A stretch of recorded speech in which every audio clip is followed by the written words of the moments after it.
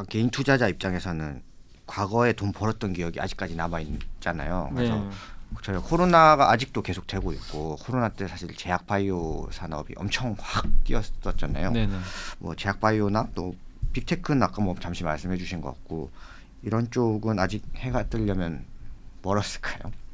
지난 10년간 되게 좋았는데 또 네. 바이오나 플랫폼은 또 지난 2년간 또 좋았잖아요. 네. 그 흔히 이제 BBI즈라 그래가지고 네. 좋았는데 전 이 말씀은 드리고 싶어요. 특히 우리 한국은 직전 사이클에서 주도주가요 다시 주도주는 되는 경우가 거의 없어요. 그래서 뭐 안타까운 얘기일 수도 있지만 카카오가 주가가 한 1년 만에 한 6배 올랐더라고요. 그 팬데믹 기간 동안 어마어마하게 올랐죠. 그리고 일부 아시겠지만 제약바이오 회사들이 그 코로나 치료제 나 뭐 이런 것들 때문에 몇 배씩 올랐죠. 뭐 진단 키트도. 근데 그런 기업들이 다시 갈 수 있겠냐 이거죠. 이 상식적으로 생각해봐도 쉽지가 않아요. 예, 그러니까 뭐 물려 계신 분들이야 희망은 가지시겠지만 희망과 현실은 좀 다르니까. 그런데 그 기업들이 다시 올라가려면요, 다시 그런 일이 또 발생해야 돼요. 팬데믹 같은 일이 경기가 완전히 뭐 망가져서 연준이 야 이제 제로 금리 가야 된다 다시 이런 일이 발생하면 또 가요. 왜냐하면 이제 그런 기업들은 금리가 떨어지면 밸류가 확 올라갑니다. 다시. 근데 지금 정반대죠. 엄청난 고금리잖아요. 내년에 미국 금리가 5%까지 가요. 기준금리가. 근데 이 상황에서 지금 4.5인데 더 올라가거든요. 이 상황에서 옛날처럼 이런 빅테크 기업들이 가치 평가를 높게 해줄 수가 있냐 이거죠. 그게 하나가 있고, 그러니까 금리 때문에라도 좀 쉽지가 않고요. 두 번째는 이 기업들의 펀더멘탈 성장을 해야 돼요. 그러니까 흔히 말하는 성장주죠. 성장이 나와야 되는데 점점 성장이 둔화됩니다. 바이오 기업들은 물론 이제 다 다르죠. 신약 개발 잘하면 좋은데 업체마다 다르니까 뭐가 좋을지는 알 수가 없고, 그리고 팬데믹에 의존했던 회사들 있죠. 네. 코로나 시기에 그런 기업들은 앞으로 더 좋아질 수가 있을까요? 우리가 상식적으로 생각해보면 점점 이제 팬데믹이 아니라 엔데믹으로 가니까 그런 면에서 성장은 둔화될 수밖에 없고, 그 다음에 우리나라 이제 뭐 미국도 마찬가지고 한국의 플랫폼 기업들도 그동안 가입자를 많이 모았잖아요. 그러면 예를 들면요, 카카오가 지금 5천만이 쓰잖아요. 그럼 5천만이 다 써요. 그리고 뭐 돈 잘 벌어요. 잘 버는 건 아는데 이제 점점 어떻게 되냐면 은행처럼 되는 거예요. 꾸준히 돈은 잘 벌죠. 근데 팍팍 이럴 때가 제일 좋거든요. 1,000만 명 쓰다가, 그러니까 이런 거죠. 100만 명이 썼어요 카톡을 처음에. 갑자기 1,000만 명을 써요. 그러면 이거 이제 국민들 다 쓴다는 얘기죠. 그러면 이제 눈에 뻔히 보이죠. 야 이거 5천만 가겠다. 그럼 그때는 주가가 5천만 아직 안 쓰는데도 어마어마하게 오르겠죠. 사실 사람들 성장률이 보이니까. 근데 5천만이 다 썼어요. 넷플릭스가 왜 안 가나요? 지금 미국에서 안 가죠. 돈 잘 버는데 옛날보다 가입자가 이제 정체입니다. 우리 통신주 마찬가지죠. 정체잖아요. 그러니까 여기서 카카오나 이런 기업들이 더 가기 위해선 펀더멘탈상으로 인구가 늘어나야 돼요. 사실은. 인구를 늘릴 수는 없잖아요. 지금 줄어드는 판국에. 그거 어디죠? 해외에서 성과를 내야죠. 근데 해외 성과라는 게 쉽지가 않잖아요. 그거 확인하는데 몇 년 걸려요. 그래서 좀 아쉬운 얘기지만 이런 플랫폼 기업들이 다시 가려면 다시 성장을 보여줘야 된다. 가입자를 늘릴 수 있는 해외에서의 뭔가 성과라든가 이런, 아니면 광고 매출이 계속 늘든가, 아니면 뭐 팬데믹 상황에서 수혜를 받던 그런 뭔가, 아니면 새로운 비즈니스 모델을 창출하든가, 이 모든 게 지금 현재로서는 녹록지 않다는 거죠. 그래서 플랫폼 기업들도 희망은 하지만 지금 여기서 더 빠지지는 않을 거는 같아요. 그렇지만 오르기 위해서는 정말 좀 많은 시간이 필요하지 않을까. 그래서 저는 플랫폼 기업들이 그래도 좀 의미 있게 올라가려면 내년 하반기에 한번 미국이 금리 인하할 수도 있거든요. 예, 지금 침체로 많이 가면 인하할 수도 있어요. 그런 시그널들이 좀 이제 나올 것 같은데 이러면 그때 한번 좀 의미 있게 반등하지 않을까. 그래서 그 전까지는 계속 조금 지지부진한 박스권 흐름으로 예상을 하고 있습니다. 말씀해 주신 거 들으니 비슷한 예로 쿠팡도 흑자 전환하고 많이 뛸 줄 알았는데 오히려 쿠팡도 사실 좀 좋긴 좋았죠. 그래도 이제 네. 돈도 벌고 하는데 이제 쿠팡에 대해서도 이제 그런 생각이 드는 거죠. 어쨌든 네이버랑 경쟁도 하는 상황에서 이제 쿠팡도 이제 우리 국민들 거의 막 대부분 많이 쓰잖아요. 온라인 침투율이 되게 높거든요. 지금 한국도. 근데 이거죠. 여기서 더 올라갈 수 있을까? 사람들이 더 써야 되는데. 예, 근데 이제 그 성장률이 좀 둔화되지 않을까, 이런 좀 우려가 있다 보니까 쿠팡도 이제 더 이상은 좀, 그러니까 약간 주가가 좀 버벅대는 게 그런 이유인 것 때문인 것 같아요. 그래서 결국 이거죠. 성장에 대한 목마름을 계속 해소를 해줘야 되는데 그게 안 보이면 시간이 걸릴 수밖에 없다. 이건 약간 다른 이야기인데요. 제가 개인적으로 느끼는 거는 이게 약세장이 오니까 주변에서 기술적 분석하시는 분들 있잖아요. 네네. 차트 얘기하시는 분들의 말이 좀 많이 들어간 것 같더라고요. 이게 그래요. 전형적인 모습일까요? 뭐 지금 개인 투자자들이 공부를 해야 된다면 어떤 부분을 염두에 두고 공부하는 게 좋을까요? 저도 차트 공부 어마어마하게 해본 사람입니다. 저도 이제 경험 많이 해봤고 차트로 이제 뭔가 비법도 찾아보려고 했고 해봤거든요. 저도 근데 이제 결론은요. 차트는 진짜 뭔가 그 맞는 분들이 있어요. 차트가 진짜 있습니다. 그런 분들 차트 매매에서 돈 버신 분도 있고. 근데 정말 말씀드리고 싶은요. 진짜 극소수예요. 그 감각이 있는 분들이 있어요. 차트로. 그러니까 그건 사실은요. 이런 거 있어요. 그러니까 차트 가지고 자기가 잘하잖아요. 자기 감각이거든요. 근데 이걸 전수를 하려고 하세요. 안 돼요. 이 다르거든요. 사람이 달라서 그 감각적인 걸 익혀야 되는데 못 익혀요. 이론만 가지고는 불가능합니다. 그러니까 저도 차트도 배워보고 한번 공부도 해보고 했거든요. 재미도 있어요. 사실 차트 공부하다 보면. 근데 저는 하다가 제가 그냥 관뒀어요.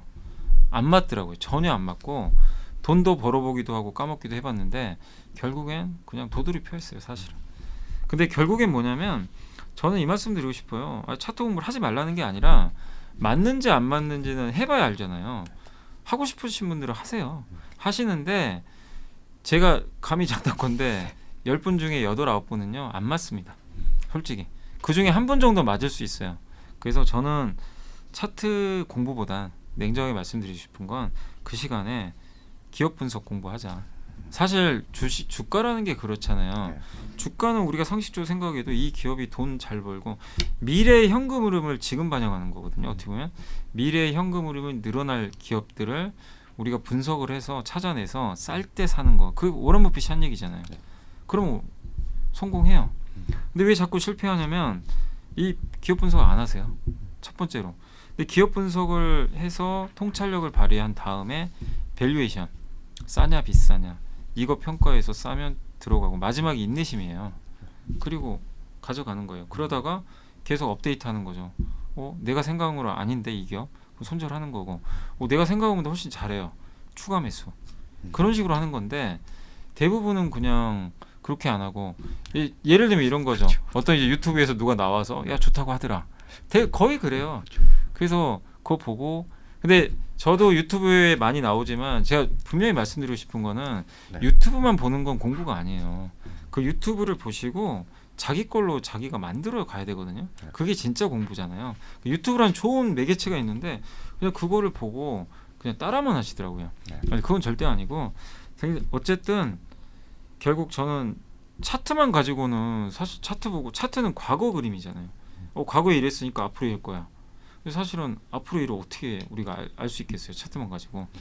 그래서 저는 차트 공부하는 것보다 그 시간에 기업 분석 공부하는 거 그걸 좀 드리고 싶고 기업 분석은 어떻게 하시면 되냐면 이 회사가 뭐 하는 회사냐 비즈니스 모델 삼성전자 반도체잖아요. 그러니까 예를 든 거죠. 뭐 하는 회사인지 그럼 반도체예요. 그럼 반도체 산업을 공부해야죠. 이 회사가 속해 있는 산업이 있잖아요. 이마트는 어디죠? 유통이죠. 유통 공부하는 거고 네이버는 플랫폼이고 네이버도 사업이 많죠. 뭐 검색 광고도 있고. 그러니까 이 회사가 뭐 하는지 비즈니스 모델을 한 다음에 그 중에 제일 핵심이 있어요. 예를 들면 하나솔루션은 원래 화학회사인데 지금 비중이요 태양광이 더 많아졌어요. 그럼 태양광이 핵심이죠. 그럼 태양광 산업을 공부해야죠. 태양광 산업 좋은데? 그래서 공부한 다음에 이 회사 매출 비중을 보니까 미국이 많네? 미국에서 투자 많이 하네? 세액공제도 해주네? 중국 공급망 배제하네? 이제 이런 식으로 연결을 짓는 거거든요. 사실은. 그렇게 해서 아이디어를 얻어가면서 한 다음에 재무제표를 봐야 돼요. 그래도 부채 많으면 안 되잖아요. 부채가 많으면 왜 안 되냐면 돈을 1,000억을 벌어요. 근데 1년의 이자를 예를 들면요 1,000억을 내야 돼요. 주주 몫은 0입니다. 은행한테 1,000억 주고 주주한테 0이 돌아가요. 그럼 그런 기업은 1,000억 벌면 뭐합니까? 아무 필요 없어요. 그래서 재무도 보는 거예요. 위험한지 안 한지, 전환사채 발행했는지 안 했는지, 그 다음에 주주 가치를 위하는 CEO인지, 주주 등쳐먹는 CEO인지 이거 봐야죠. 그죠? 주주가치 위하는 이제 자꾸 맨날 뭐 전환사채만 발행하고 유상자 밥 먹듯이 하고 이러면 안 되잖아요. 그래서 재무도 보는 거예요. 재무 보고 그 다음에 경쟁자들 좀 있는지.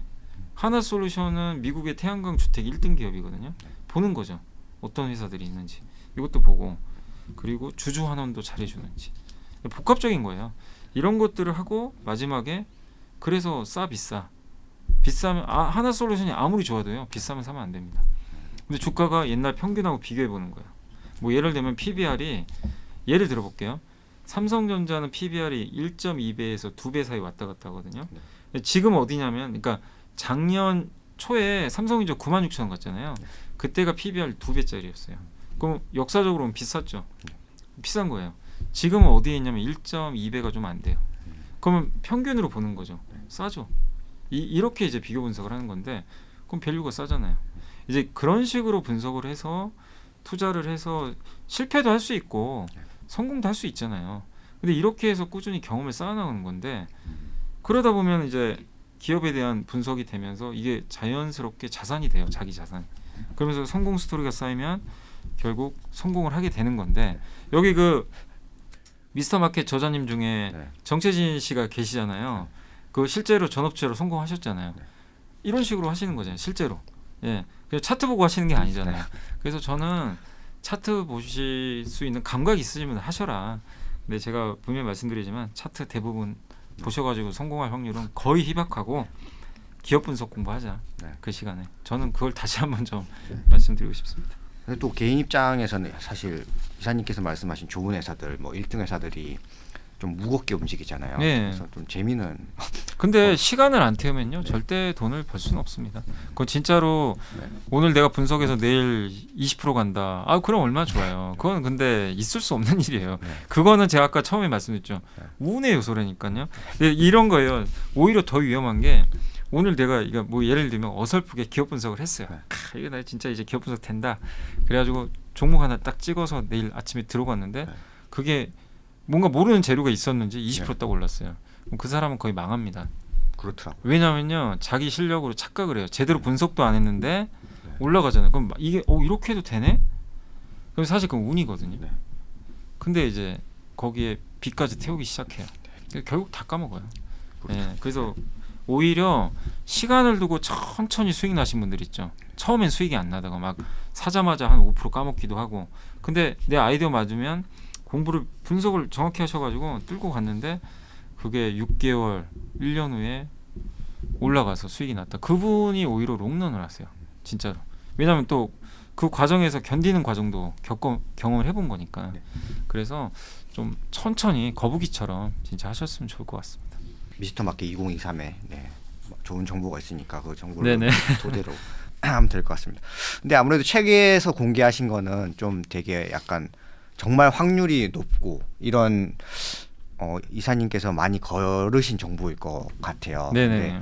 좀 약간 근거는 약하지만 뭔가 3년에서 5년 안에 주도 업종이 될 것 같은 것도 있습니까? 일단 이건 2023년 책이니까.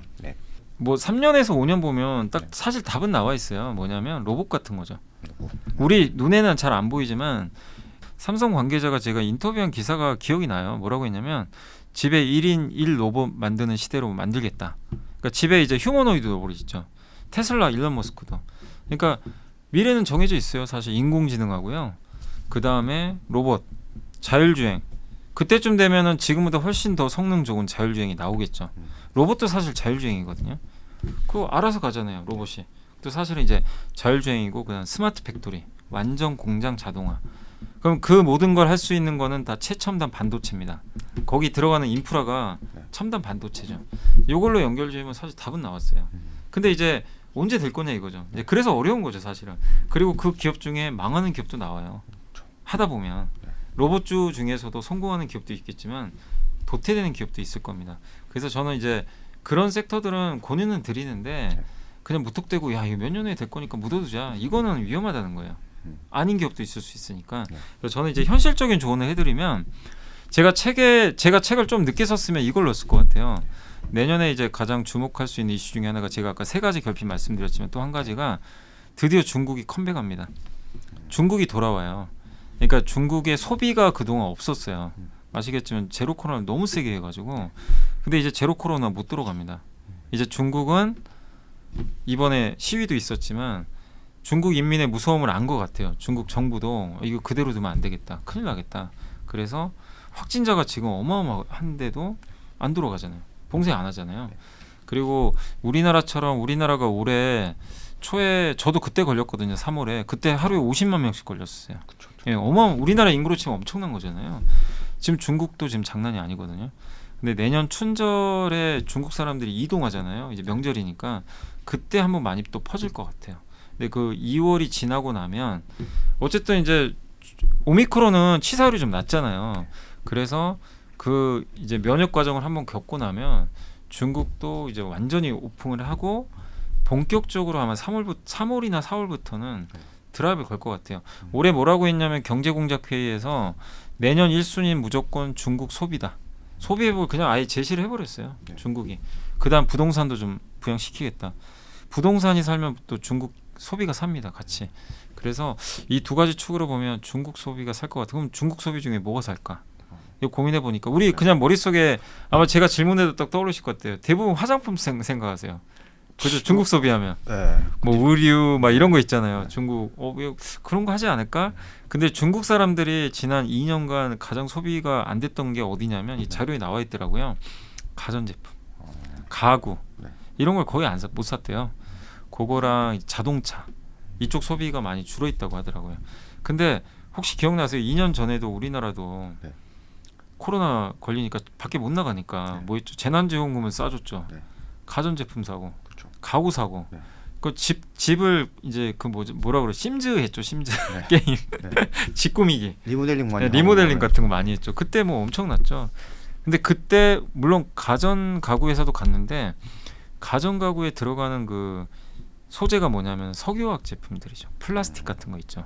다 석유화학으로 만들거든요. 원재료가. 그래서 석유화학 기업들 주가 실제 많이 갔어요. 철강하고 이런 것들이. 그래서 저는 이제 약간 역발상 전략으로 소비주는 벌써 움직였어요. 화장품이나 이런 거 많이 갔기 때문에 그쪽보다는 중국이 진짜로 그런 내구재 제품을 산다면 소비가 좀 부양돼가지고 그 아이디어가 맞다면 지금 좀 한번 중국에서 이렇게 좀 비중이 좀 높아질 철강이나 아니면 석유화학 기업들을 한번 눈여겨보는 게 낫지 않나. 석유화학 기업 중에서는 좀 더 힌트를 드리면 저는 스판덱스 거의 의류에 좀 들어가긴 해요. 의류 같은데 그런 기업들도 좀 괜찮을 것 같고 중국이 지금 자동차도 그동안 소비가 그렇게 많지 않았거든요. 근데 중국 사람들이 자동차를 또 구매를 많이 하기 시작하면 거기 타이어 들어가잖아요. 그럼 타이어에 들어간 첨가제가 있어요. 타이어 코드 같은 거. 그거 다 석유화학 제품이거든요. 그래서 그런 기업들도 한번 여러분들이 고민해 보시면 그래서 중국 내구재 소비가 늘어날 때 또 중국의 부동산이 부양될 때 좋아지는 한국 기업을 한번 찾아보자. 그걸 좀 말씀을 드리고 싶습니다. 끝으로 개인 투자자에게 한 말씀 부탁드리겠습니다. 위기란 단어를 보면 끝에 기자가 기회잖아요. 또 그러니까 위기 다음엔 기회거든요. 근데 이거는 여러분들이 다 하시기 나름인 것 같아요. 올해는 위기란 단어가 너무 많았잖아요. 지금도 진행형이고 그렇지만 위기 뒤에 기회가 항상 오는 것 같아요. 그리고 많은 이렇게 주식 투자로 부자 되신 분들은 이 위기 때 가만히 계신 분이 아니라 남과 다르게 기회로 활용하신 분들이거든요. 사실 그래서 여러분들이 너무 오래 힘들다고 좌절하지 마시고 지금 서점가에 가면 주식책이 없어요. 그냥 안 보여요. 근데 희한하게 그럴 때 주식 투자에서 실패한 적이 별로 없는 것 같아요. 그리고 주식책이 베스트셀러에 너무 많을 땐 오히려 실패할 확률이 높고 그만큼 지금 관심이 없는데 그 워런 버핏이 얘기했잖아요. 비관론을 자기가 좋아하는 건 아닌데 비관론이 만든 가격 때문에 자기는 좋아한다. 비관론은. 왜냐하면 비관론이 많으면요. 가격이 싸져요. 사람들이 비관적으로 보니까 주식을 안 사죠. 팔기만 하니까. 그래서 지금은 그런 시점인 것 같아요. 그래서 위기, 비관론 이런 얘기들이 많은데 오히려 그런 단어들을 많이 접할 때마다 우리가 그걸 진짜 나쁘다고 생각할 게 아니라 한번 또 큰 기회가 올 수도 있겠구나. 이런 좀 마인드로 하셨으면 좋겠고 다만 그 위기를 기회로 만들기 위해서 아까도 여러 번 말씀드렸지만 준비가 된 사람한테만 그게 오거든요. 그냥 유튜브 좀 보고 종목 추천 받고 이래서는 안 되고요.